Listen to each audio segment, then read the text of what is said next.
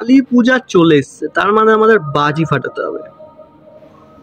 এরম ভাবে ধরিয়ে এরম ভাবে ছুঁড়ে মারবো, কিন্তু না, আজকে তোমাকে দেখাবো কিভাবে একটু অন্য স্টাইলে বাজি ফাটানো যায়, কারণ আমি বাজি ফাটাতে পারি না।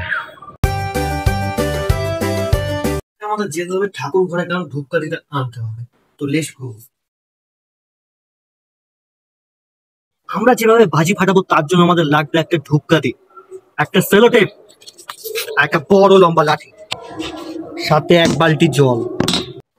ইউনিক ভাবে বাজি ফাটাতে চাইলে তোমাদের লাগবে এই ধূপকাঠি আর এই যে বড় লাঠিটা। যতটা পারবে বড় নেবে, কারণ দূর থেকে ফাটাতে হবে।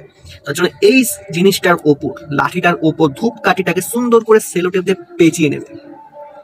থেকে বাজি ফাটানোর জন্য সব থেকে ইম্পর্টেন্ট যে স্টেপ, সেটা হচ্ছে এই বাজিটাকে অনেক দূরে রাখা। দূরে রাখার পরে আমাকে নেক্সট স্টেপ পালিয়ে যেতে হবে। এরকম ভাবে দূর থেকে ফাটানোর চেষ্টা করতে হবে।